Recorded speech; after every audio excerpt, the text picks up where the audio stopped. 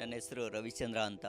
ನಾನು ಬಿಜಾಪುರದಿಂದ first time ಇಲ್ಲಿ ಚೆನ್ನೈ ಪ್ರಾರ್ಥನಾ ಕೂಟಕ್ಕೆ ಬಂದಿರೋದು. ನಾನು ಫಸ್ಟ್ ಟೈಮ್ ಏನೈತಿ ನನಗೆ ಫೋಲಿಯೋ ಆಗಿತ್ತು. ಫೋಲಿಯೋ ಆದಾಗ ಏನೈತಿ ನಾನು ಗೊತ್ತಿರಲಿಲ್ಲ, ನಾನು ಬಿದ್ದುಬಿಟ್ಟು ಮತ್ತೆ ನನಗೆ ಕಾಲ್ ಫ್ರ್ಯಾಕ್ಚರ್ ಆಯಿತು. ಫ್ರ್ಯಾಕ್ಚರ್ ಆದಮೇಲೆ ಏನೈತಿ ಡಾಕ್ಟ್ರು ಹೇಳಿದರು, ಇಲ್ಲ ನೀನು ಸ್ಟಿಕ್ ಬಿಟ್ಟು ಅಡ್ಡಾಡುವಂಗಿಲ್ಲ ಮತ್ತು ನಿನಗೆ ಕಾಲ್ ಫೋಲ್ಡಿಂಗ್ ಆಗಲ್ಲ ಅಂದರು.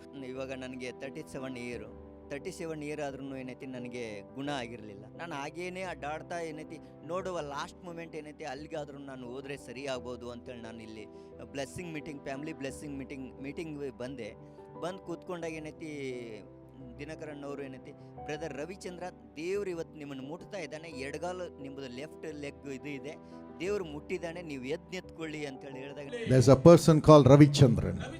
Ravichandran You have a problem in your leg, ನಿಮ್ಮ ಕಾಲಿನಲ್ಲಿ ಸಮಸ್ಯೆ but Jesus heals you.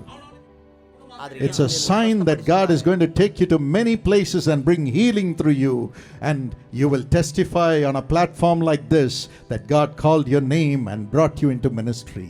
ಇಂಥ ವೇದಿಕೆಯ ಮೇಲೆ ನಿನ್ನ ಹೆಸರು ಕರೆಯಲ್ಪಟ್ಟು ದೇವರು ನನ್ನನ್ನು ಸೇವೆಗೆ ತಂದಿದ್ದಾನೆ ಎಂದು ನೀನು ಸಾಕ್ಷಿ ಕೊಡುವಿ ಮತ್ತು ನಿನ್ನ ಮೂಲಕ ಅನೇಕ ಸ್ಥಳಗಳಲ್ಲಿ ಈ ಸ್ವಸ್ಥತೆಯ ಸೇವೆ ನಡೆಯಲ್ಪಡುವುದು, ಅದು ನಿನಗೆ ಗುರುತಾಗಿರುವುದು. Rise up. ಎದ್ದೇಳು. Thank you, Jesus.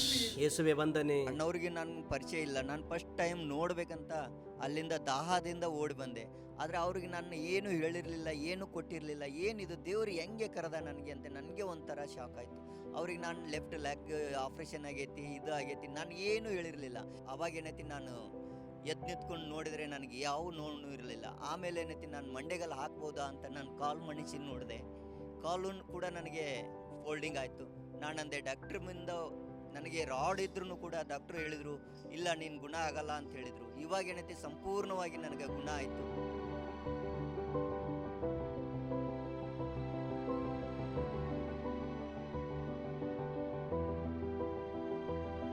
ಮತ್ತೆ ಅವರೊಂದು ಹೇಳಿದರು, ಇಲ್ಲ ನೀನು ಮಿನಿಸ್ಟ್ರಿನೂ ಮಾಡ್ತಾ ಇದೀಯಾ, ನಿನ್ನ ಮಿನಿಸ್ಟ್ರಿ ಆಲ್ರೆಡಿ ನಿನಗೆ ದೇವ್ರು ಬ್ಲೆಸ್ಸಿಂಗ್ ಮಾಡ್ತಾ ಇದ್ದಾನೆ, ನಿನ್ನ ಬ್ಲೆಸ್ ಆಗ್ತೀಯಾ, ಇನ್ಮೇಲೆ ಏನೈತಿ ಯಾವುದಕ್ಕೂ ಅನ್ಸ್ಬೇಡ ಅಂತೇಳಿ ಅವ್ರು ಹೇಳಿದಾಗ ಏನೈತಿ ನನಗೆ ತುಂಬ ಧೈರ್ಯ ಬಂದಂಗೆ ಆಗಿದೆ. It's a sign that God is going to take you to many places and bring healing through you, and you will testify on a platform like this that God called your name and brought you into ministry.